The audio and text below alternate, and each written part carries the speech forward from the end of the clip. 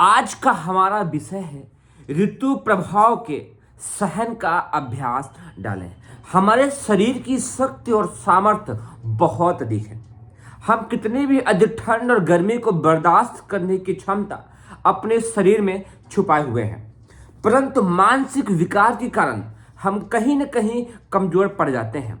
परंतु क्या आपको पता है, तितिक्षा तप करके आप अपने शरीर को बहुत ही अधिक मजबूत बलिष्ठ बना सकते हैं। इसी संबंधित बात करने के लिए आज हम बात कर रहे हैं। हमारा विषय है ऋतु प्रभाव के सहन का अभ्यास डालें। अर्थात आप ठंड को भी सहन करें, बरसात को भी सहन करें और गर्म को भी सहन करें। इन सारे मौसमों के प्रभाव को सहन करने से आपके शारीरिक क्षमता की वृद्धि होती है। शरीर में एक अलग ही प्राण शक्ति बल का वेग प्रदीप्त होता है जो आपके अंदर ऊर्जा का संचार करता है। तो आइए हम शुरू करते हैं। किताब का नाम है प्रसुप्ति से जागृति की ओर, जिसे आप सब भी खरीद सकते हैं, पढ़ सकते हैं। बहुत ही अच्छी किताब होने वाली है। आज के इसमें हम बहुत सारे रिसर्च और तुलनात्मक दृष्टिकोण से अध्ययन जानवरों के नुस्खों के बीच करके हम इस पर बात करने वाले हैं। शरीर में यूं प्रतिकूलताओं को सहन करने की एक सीमा तक सहन शक्ति होती है। मतलब आपके शरीर में एक सीमा है, एक लिमिट है कि आप कितने प्रतिकूलताओं को सहन कर सकते हैं, परंतु अभ्यास से उसे आप बहुत अधिक बढ़ा सकते हैं। और अभ्यास न होने से, आलस्य भरा जीवन जीने से वो क्षमता कम भी हो जाती है। कई प्राणियों की बनावट भी ऐसी होती है जो कड़े ग्रीष्म या शीत का बड़ा चढ़ा प्रभाव भी सुगमता पूर्वक सहन कर सकते हैं।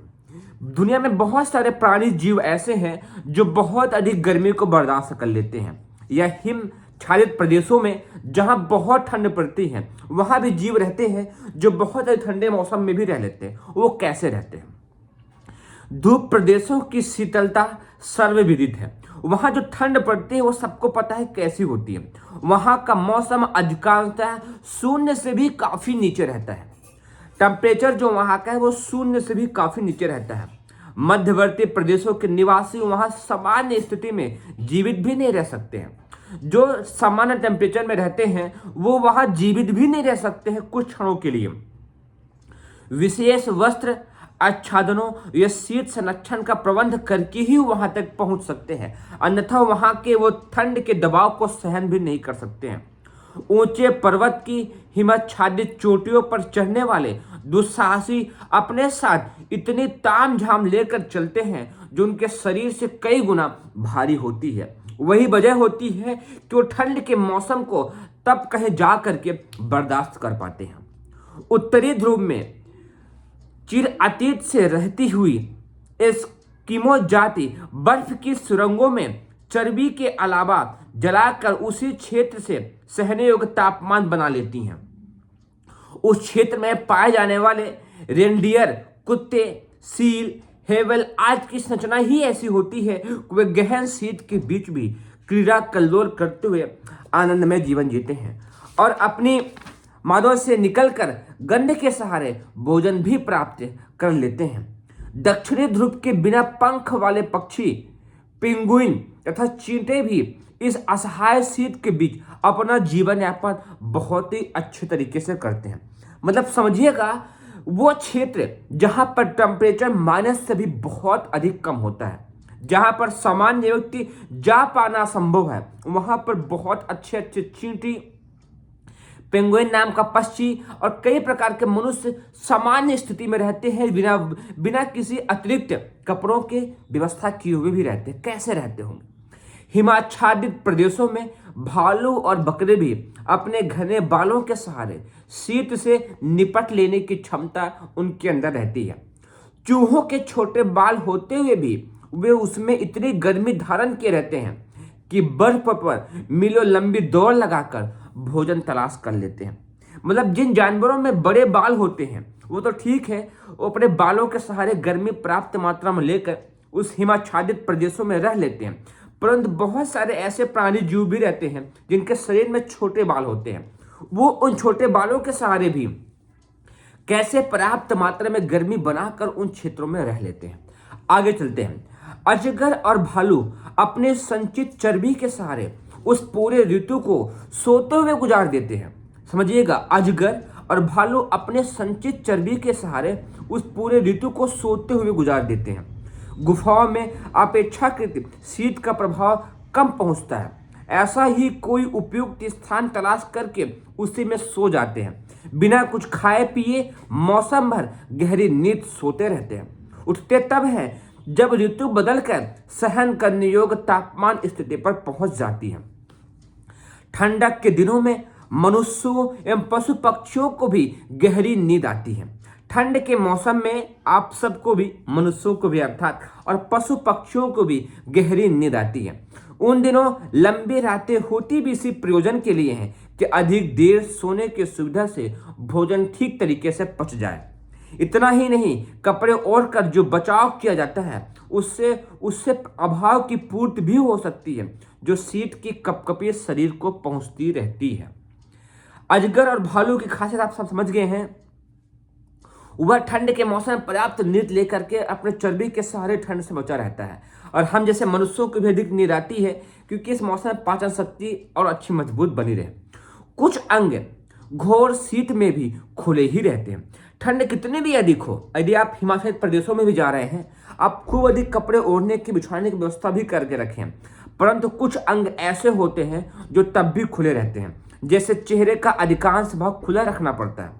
मुख, नाक, कान, आंखें आदि चेहरे ऐसे अवयव हैं जिन्हें ढक देने पर वे अपना काम ठीक तरीके से नहीं कर सकते हैं। इसी प्रकार काम करने के लिए हाथों और चलने के लिए पैरों को भी प्रायः खुला ही रखना पड़ता है। यूं पैरों में जूते और हाथों में मोजे और मोजे पहन लेने का भी रिवाज है। फिर भी हलचलों के बीच उनके भीतर किसी न किसी अंश में हवा पहुंचती ही रहती है। शीत सहन के लिए विवश इन अंग अवयवों की त्वचा में रक्त वाहिनियों का एक ऐसा जाल होता है कि अनुपात से अधिक सर्दी गर्मी को भीतर प्रवेश नहीं करने देती या उनके प्रभाव को निरस्त कर देती है। मतलब चेहरे में एक ऐसे अवयवों का जाल होता है। इसमें एक शब्द आया था,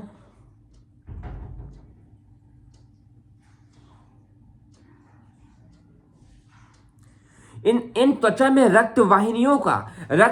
चेहरे में और हाथ पांव में रक्त वाहिनियों का एक ऐसा जाल होता है जो अनावश्यक ठंड को प्रवेश नहीं होने देता है। इनमें वही चीजें प्रवेश करती हैं जो सहन शक्ति है, उसके अलावा रोक देता है। यही वजह है कि ठंड में भी जब चेहरा खुला रहता है तो हमारे शरीर के अवयव ऐसे होते हैं चेहरे के जो खुली अवस्था में भी प्रभावित नहीं होते हैं।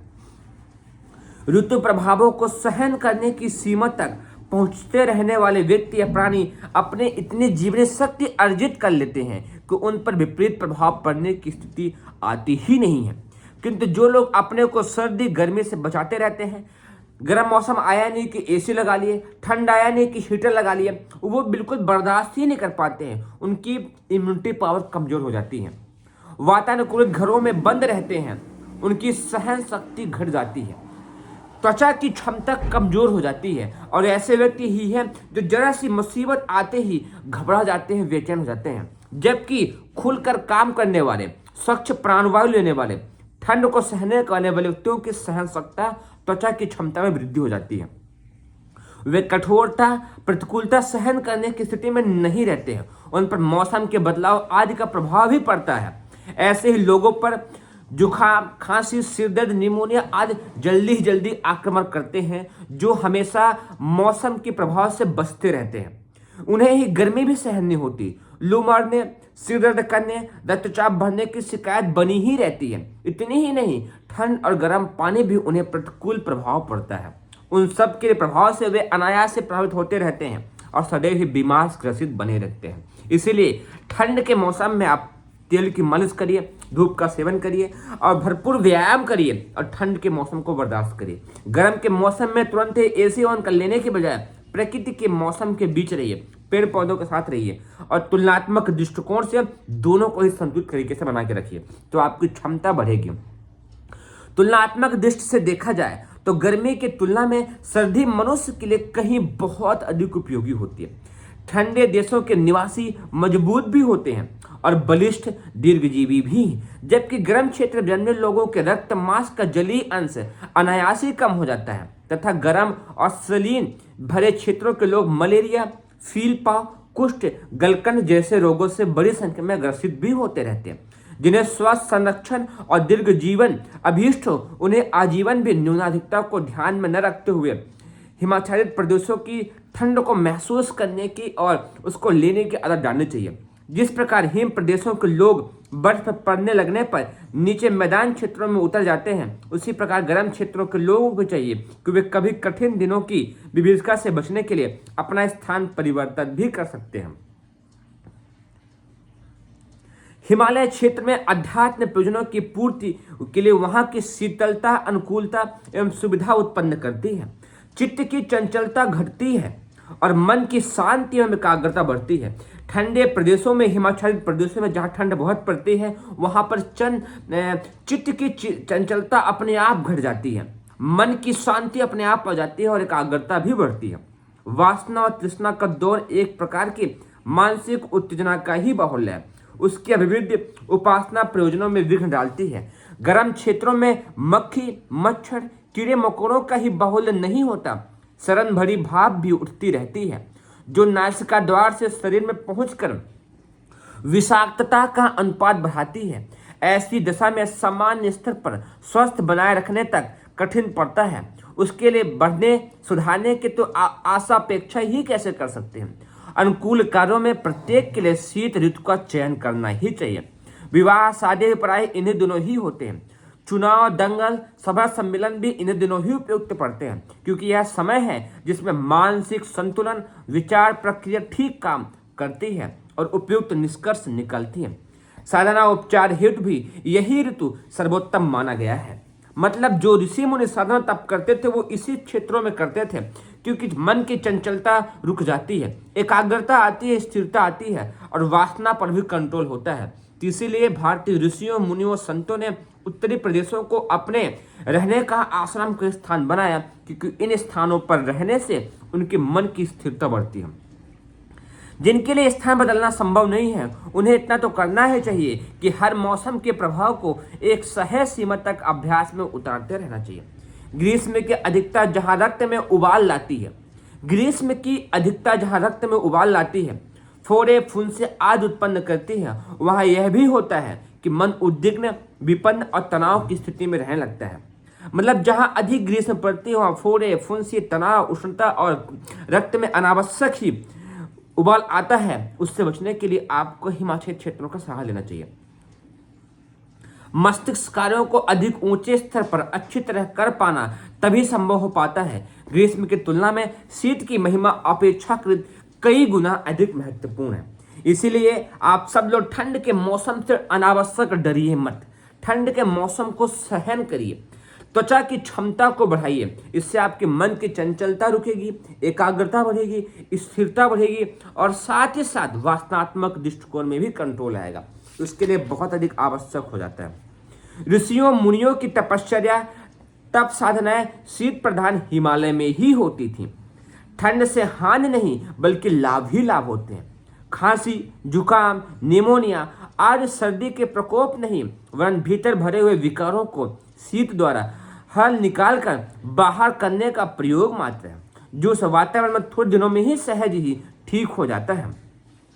ठंड के मौसम में रहने मात्र से आपको बहुत अधिक ढेरों लाभ देखने को मिलेंगे। यही वजह थी कि ऋषि मुनि वहां निवास करते थे। सर्दी मनुष्य के लिए कितनी उपयोगी है इसे बहुत कम लोग जानते हैं। आमतौर से लोग ठंड से बचने के लिए कपड़ों के ऊपर कपड़े लाद लेते हैं। ठंड लगने से जुकाम, निमोनिया आदि हो जाने के भय से लोग डरते रहते हैं। वस्तुतः शीत अत्यंत ही अधिक लाभदायक है, हानिकारक बिल्कुल भी नहीं है।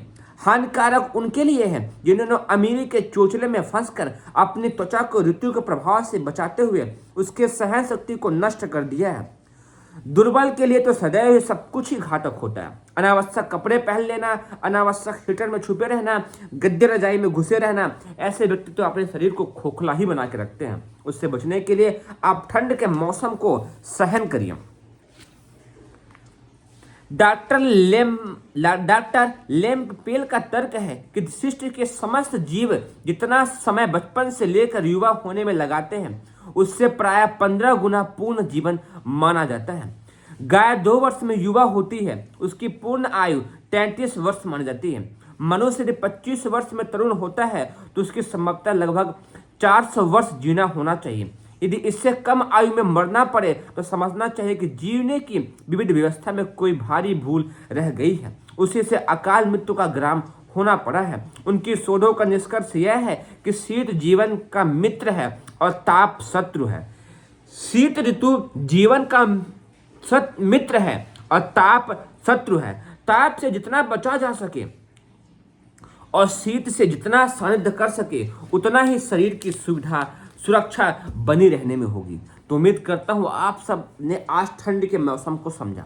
तो मैं नहीं कहता कि आप जाके हिमालय में ही बस जाइए, परंतु आप जिन क्षेत्रों में भी रह रहे हैं आप ठंड के मौसम को खुली हवा के साथ स्पर्श करिए, मुस्कुराइए। आपको जरा से भी डरने की जरूरत नहीं है कि ठंड के मौसम से जुकाम खांसी होती है, बल्कि जिनकी त्वचा कमजोर हो जाती है, जिनकी पाचन शक्ति कमजोर हो जाती है, वो इन बीमारियों से ग्रसित होते हैं। आप तो लंबी गहरी सांस लीजिए, खूब टहलिए, व्यायाम करिए, पाचन शक्ति को बढ़ाइए और स्वस्थ निरोगी जीवन जिए।